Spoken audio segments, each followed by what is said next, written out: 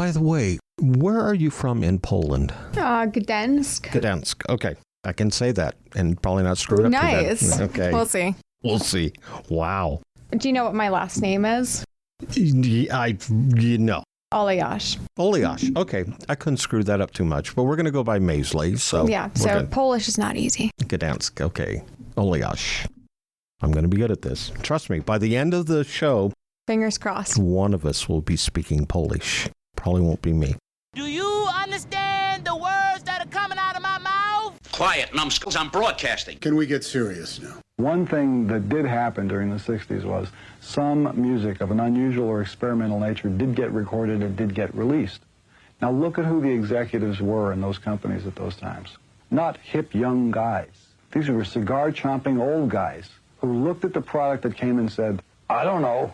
Who knows what it is? Record it, stick it out. If it sells, all right. We were better off with those guys than we are now with the supposedly hip young executives who are making the decisions of what people should see and hear in the marketplace. Success in the music business begins with a dream, a vision. This podcast will give you, the listener, the insight and tools to turn that vision into a reality. Meet the industry professionals who work day by day behind the scenes, helping to make those dreams come true. Welcome to the business side of music. In the studio with us today, all the way from Gdansk, right? You got it. Poland, got it right. Maisly, who is an international singer-songwriter who's currently residing in London, but spending some time with us here in Nashville, Tennessee, who made a huge splash with her debut single, All About Us. Her songs have been featured in critically acclaimed mobile games, Piano Tiles 2 and Dancing Line, gaining more than 1 billion downloads. That in itself is impressive. And 11 million users. We're going to talk about some songs that she's got out on YouTube now, some things that she's doing, and see where she's going. Welcome to the show. Thank you. Thanks for having me. I'm so glad that you traveled all this way just for me. This is great. Yeah, just for you. So you're young. Yep. You've been in this business how long? Pretty much ever since I was 7 years old. That's when I first picked up the guitar and started singing. So that was pretty much all I ever wanted to do was music. So my whole life. Is this something you always aspired to do? Did you come by it naturally? Did you learn guitar by yourself or? My family is not musical at all. 0% musical. So I somehow just really loved music. I was watching a lot of Hannah Montana and I was just like, wow, that's such a great job. How people are making this a job. I love music. I love singing. I love performing. I would put these shows or whatever you might call it, fashion shows with music for my parents at home. And I really loved performing. But then I realized I didn't really like singing the songs that I would listen to, and I just thought I want to do something more creative. So I just started naturally writing, and I listened to Rascal Flatts. I listened to Taylor Swift, obviously, a lot of the Miley Cyrus records, and that really influenced me because in the show I saw that they were writing music. And I was like, you can do that? So of course I did, right. Because I never had the patience to actually learn how to play somebody else's song on guitar. I just wrote my own. When it comes to writing your own music, and I love what you said, it was everything from Rascal Flatts to Hannah Montana to Miley Cyrus to Taylor Swift. That's a pretty broad stroke of the brush. Country music versus pop music. Were you led one way or another, or was it just kind of like, I love all of this, I want to do it all?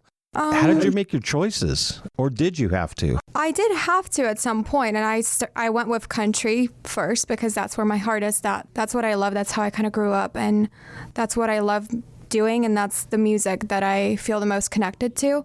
But now, did you listen to country music in Poland? Yeah, so my mom, she loved Bon Jovi, and we listened to his country record a lot. And that Leanne Rimes song was my absolute favorite on the whole record. So then I just bought her records and then started listening to country music. Wow. My whole childhood, and we're talking 5 years old. And then before that, it was mainly like Madonna, a lot of 80s. I never really listened to a lot of current music. Yeah. Just because that's what was playing around in the house. When you started writing songs, and we've had guests on the show, hit songwriters on the show, who have said, yeah, when I wrote my first song, it was kind of crap. Oh, yeah.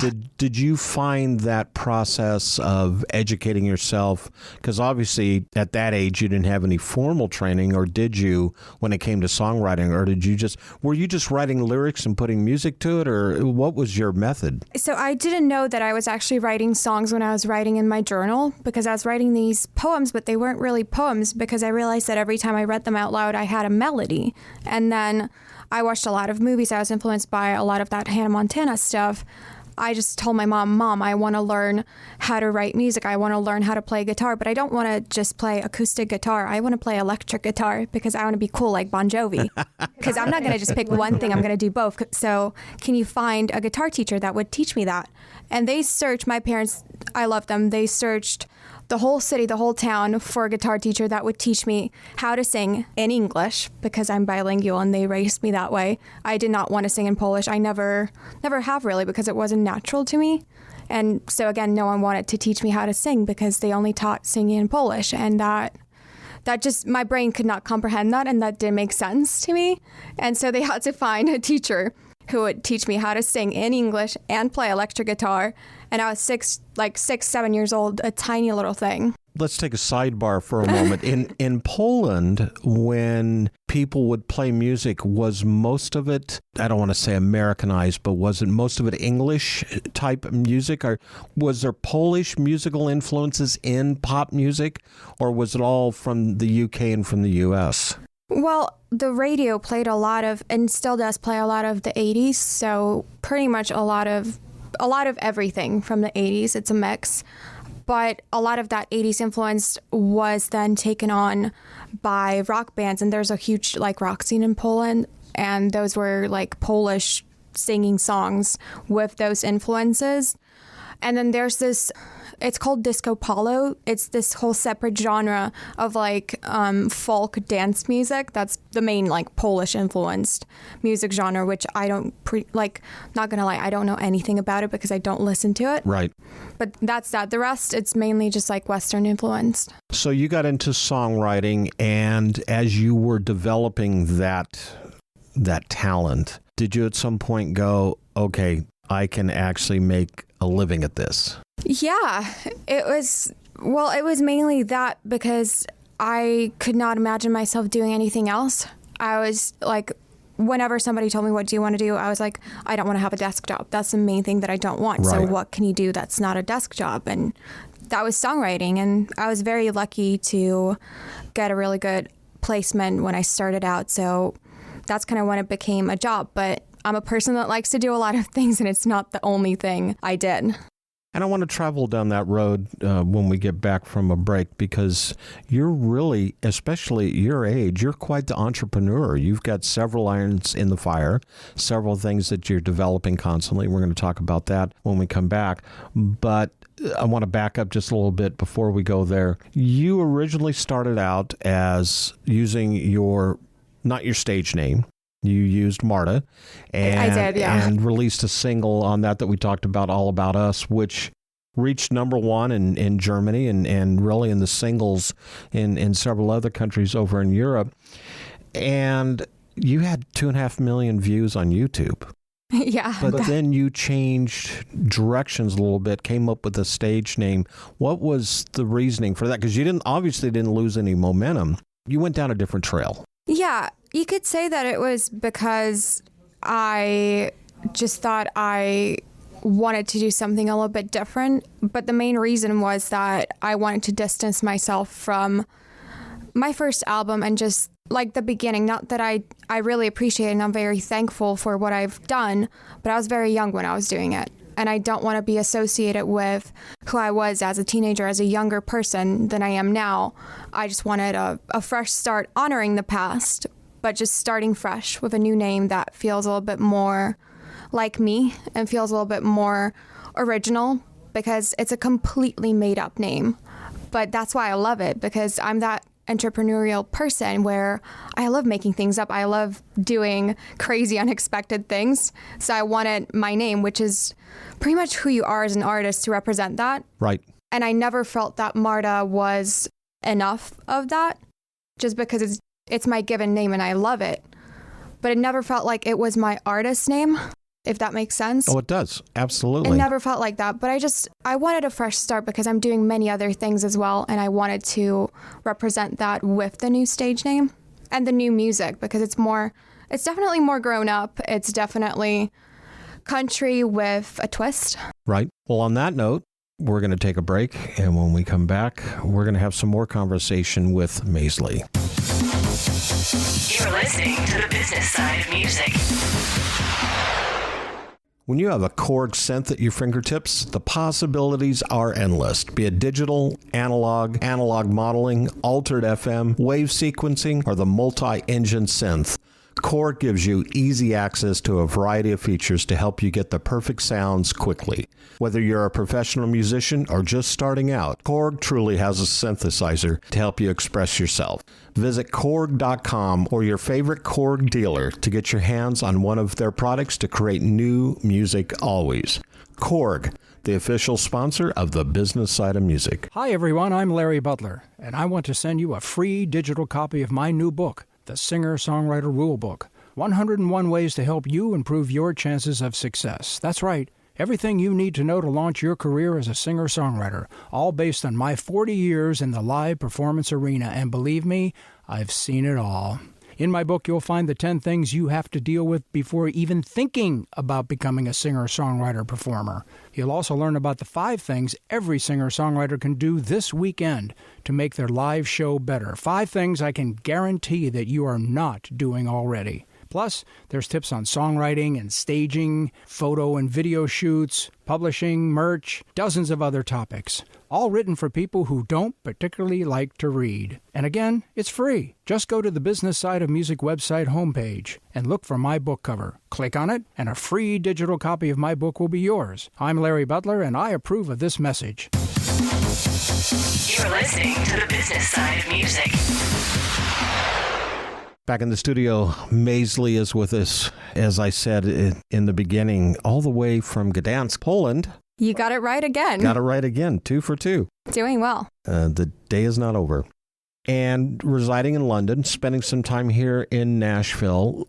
Let's talk about your travels to Nashville. What brings you here? Well, friends and just the amazing city of Nashville. I love it here. I've been coming here on and off for, I want to say, like 7 years. So it's definitely a place really close to my heart. And yeah, I just kind of wanted to see what it's like being back, because the whole world obviously stopped because of the pandemic. And in Europe, we're pretty much still kind of struggling. So I wanted to see my friends because it was possible, and it was the only window of possibility to come to Nashville. So I decided to just go for it and kind of start to slowly get back to what I was doing before this whole thing went down. Have you done songwriting while you've been here? Have you met with songwriters? How's that journey been? It's incredible to get back to it. You always appreciate it, but you appreciate it so much more after you've not been able to do it for so long. Yeah. With actual in-person songwriters, because I've been writing the whole pandemic, but it's just so much more beautiful when you get to see people make that human connection. And I just love all my friends, all my connections here.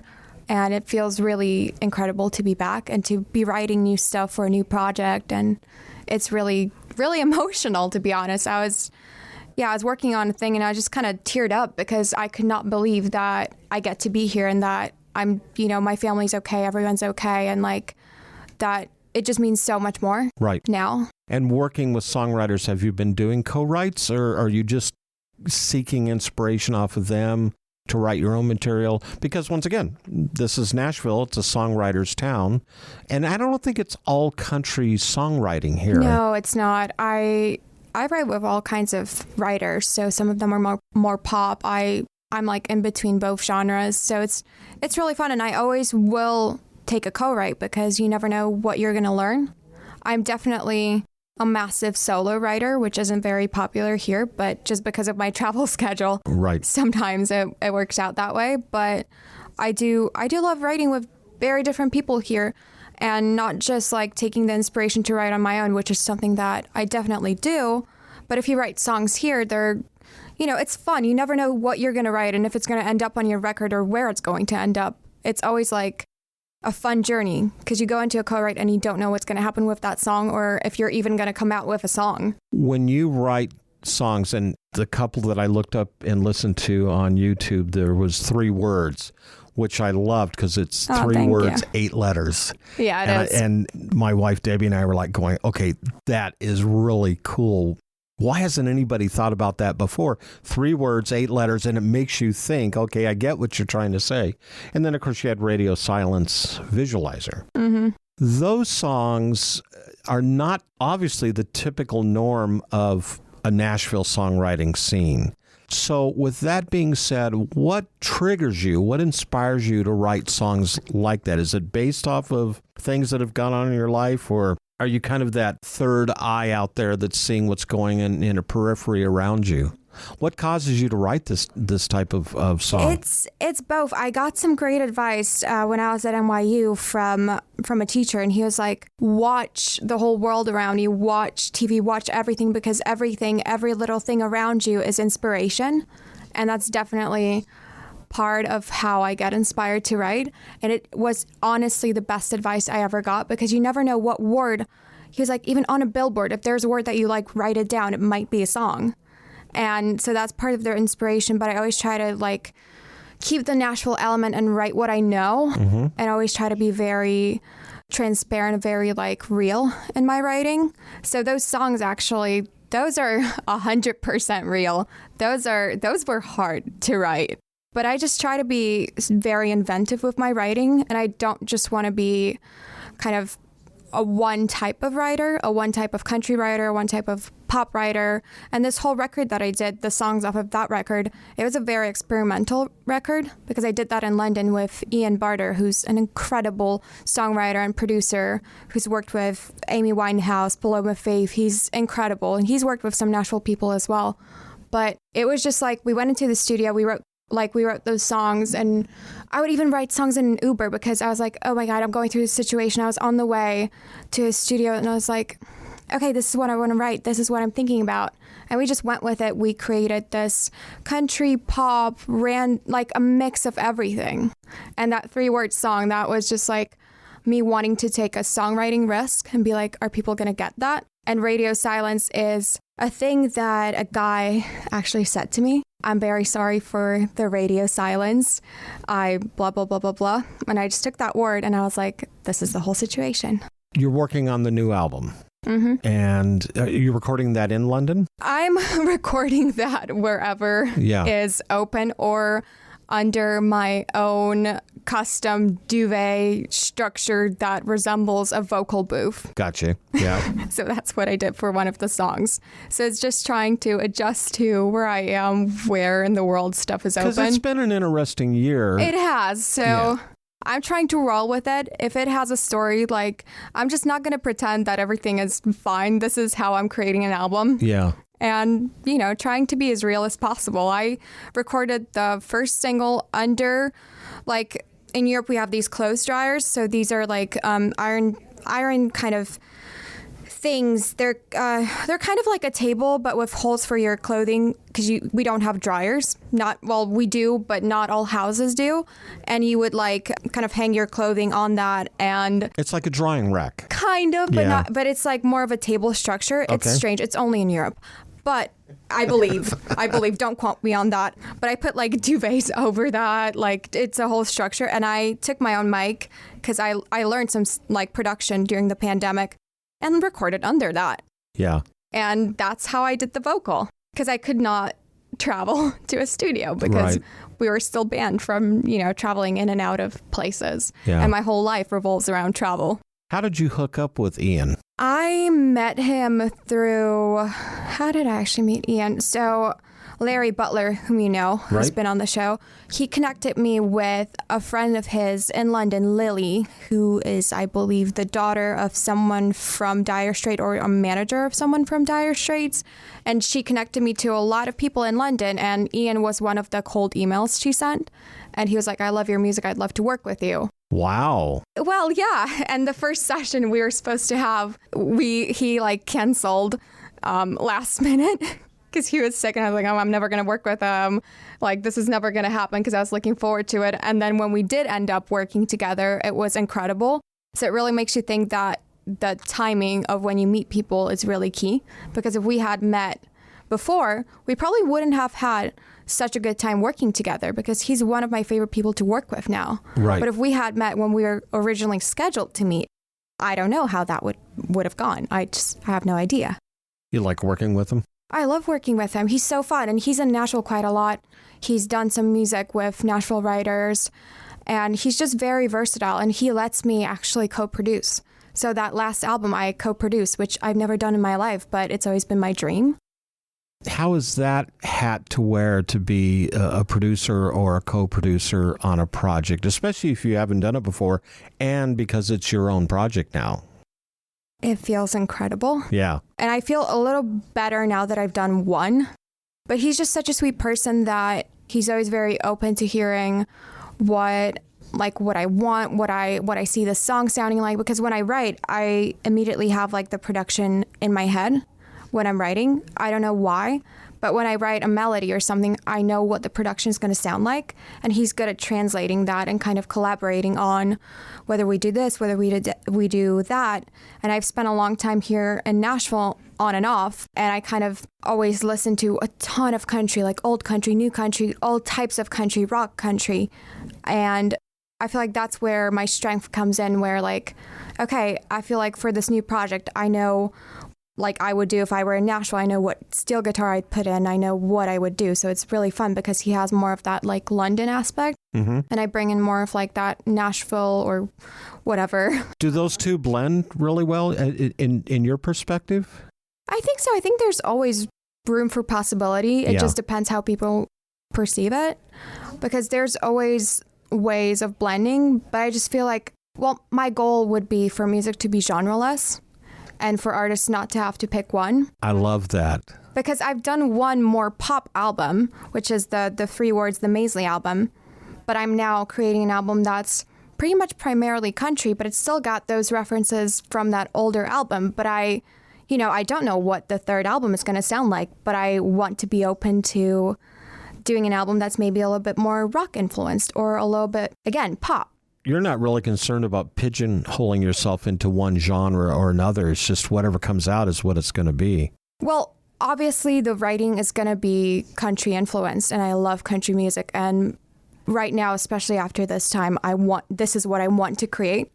But what I'm saying is, like, I've done a pop album and it's been the best thing possible for me because I learned and I figured out that country is what I want to do. But if I do write like a pop single or an album, I feel like it should be okay to put that out as well. Absolutely. And yeah, I'll say like I'm mainly a country artist because that's what I'm passionate about.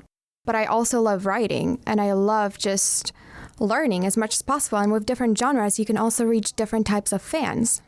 We're going to take another break. In the studio with us today, Maisly. You're listening to the business side of music. Are you curious about Gordon Lightfoot's songwriting process or what it was like working with Prince in the 80s? Have you ever given any thought to what goes into a golf course design or writing a book? I'm Steve Waxman, the host of The Creationist, a podcast about people who create. Each episode features a different creator sharing stories that I hope will inspire your own creativity. The Creationist is available now on Apple, Spotify, or wherever you listen to podcasts. Since 1963, Korg has been creating new experiences in music and performance.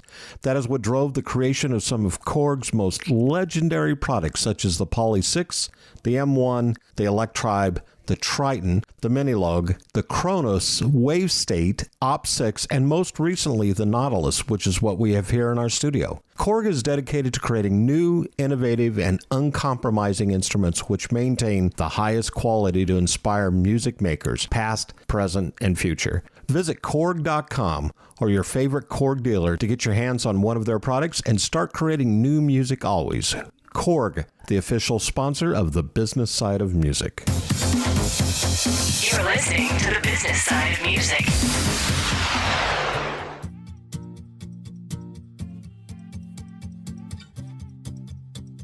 You like your space like NASA.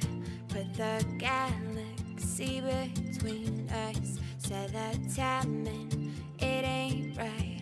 To me in a million years it would be fine. Thought we were going down the Milky Way. Sparkly future was what we had. But now I know there's nothing to say. Hearts have got no signal left.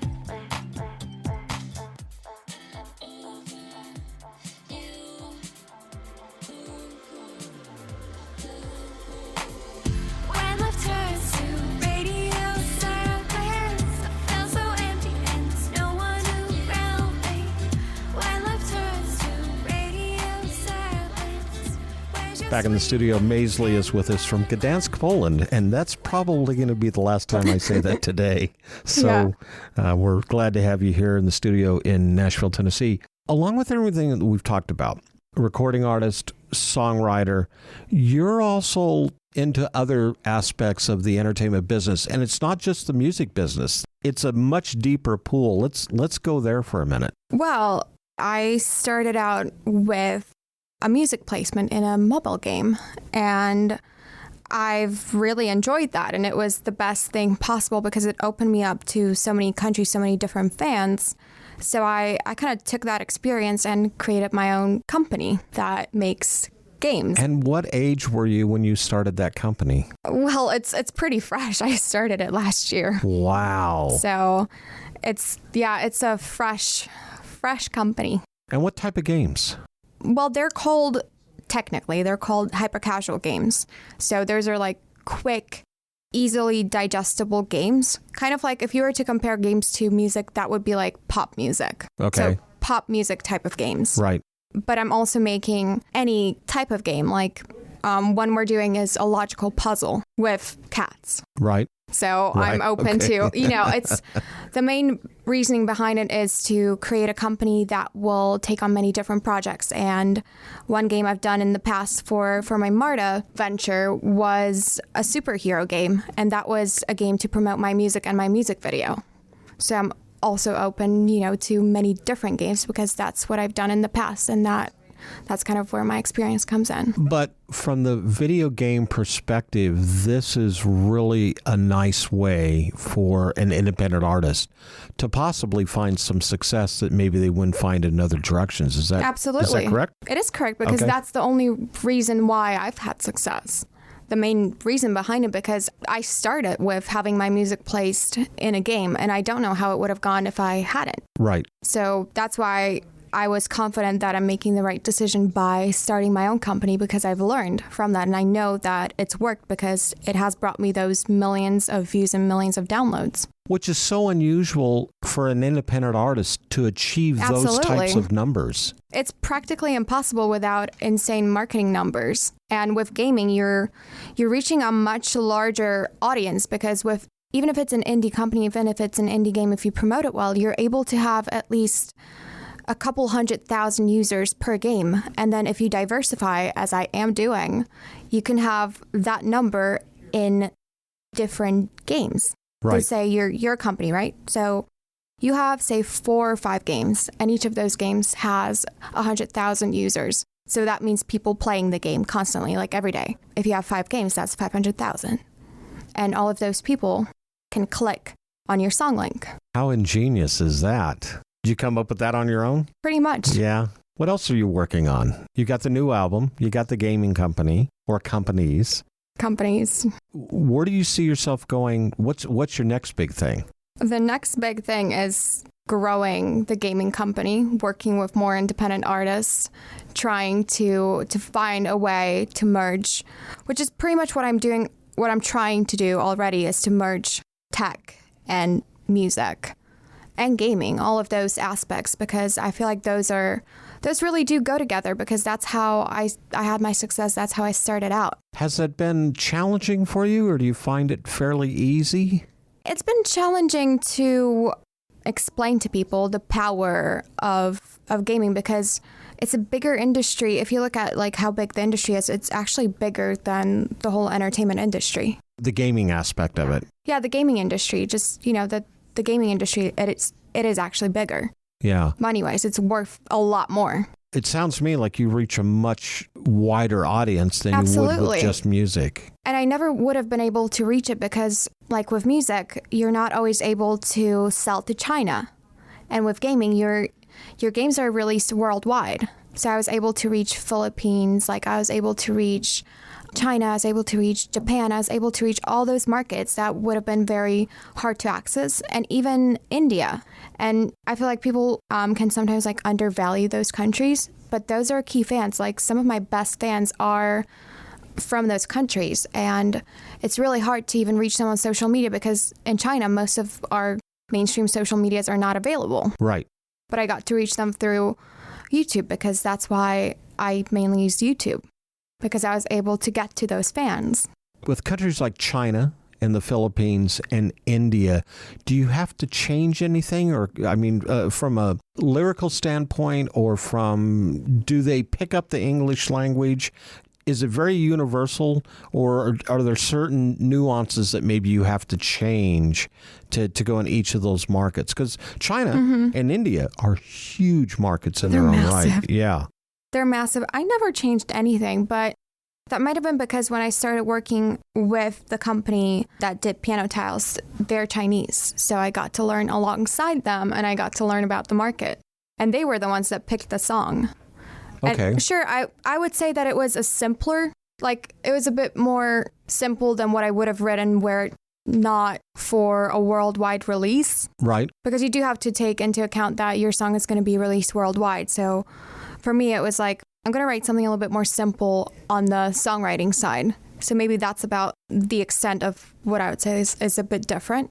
But then again, I had another song released worldwide, and it wasn't really different to what I would have normally written. But that was a song that was not in... It was in a game. It was in a game. So I've had two songs in games. Okay. I've had ones in Piano Tiles and ones in Dancing Line. So it was great. And having your music as an independent artist alongside Alan Walker, I could not believe it, and I still can't believe it.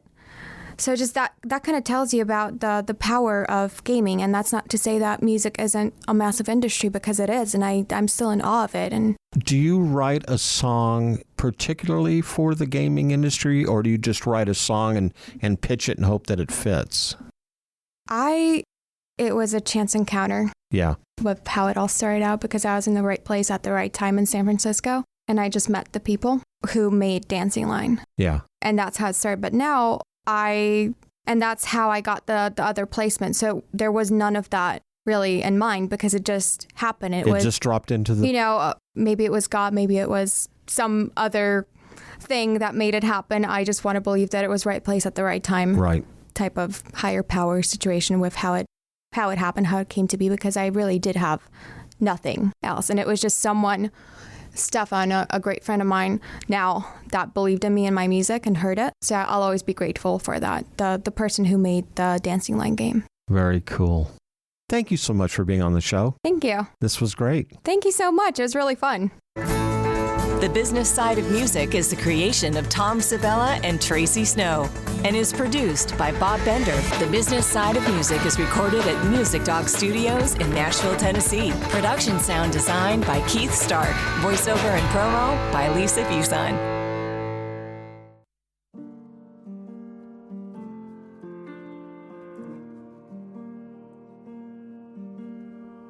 We're one step from the finish line.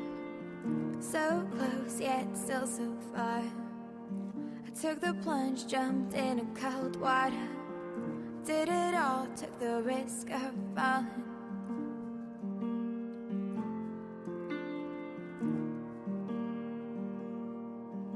when I look at you and you look at me. It's 1,000 volts electricity.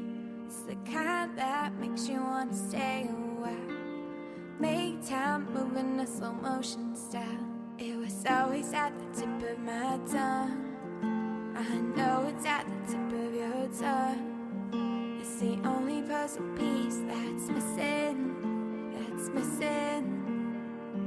Just say those 3 words, 8 letters and I'm yours. 3 words, 8 letters and I'm yours. I just need to know, 'cause I let myself fall. Just say those 3 words, 8 letters and I'm yours. 3 words, 8 letters and I'm yours. 3 words, 8 letters and I'll know. 3 words, 8 letters and I'm yours, yours. Could be easy if you just let it out. We've dropped our walls by breaking. I wanna build with you castles who hide all our troubles. Stay on the other side. We're always at the tip of your tongue. I know it's at the tip of your tongue. It's the only puzzle piece that's missing, that's missing. Just say those 3 words, 8 letters and I'm yours. 3 words, 8 letters and I'm yours. I just need to know, 'cause I let myself fall. Just say those 3 words, 8 letters and I'm yours. 3 words, 8 letters and I'm yours. 3 words, 8 letters and I'll know. 3 words, 8 letters and I'm yours, yours. 3 words, 8 letters. 3 words, 8 letters. Just say those 3 words, 8 letters and I'm yours. 3 words, 8 letters and I'm yours. I just need to know, 'cause I let myself fall.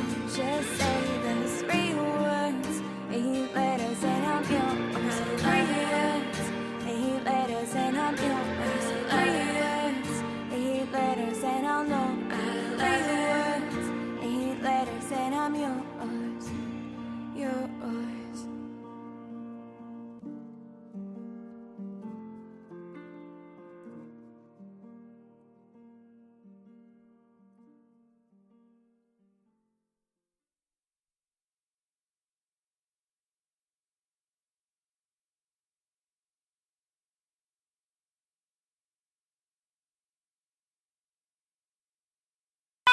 Never had one lesson. You're out. Finished. Expelled. This tape will self-destruct in 5 seconds.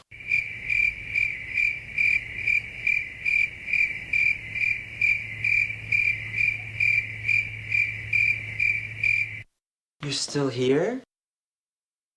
It's over. Go home. Go.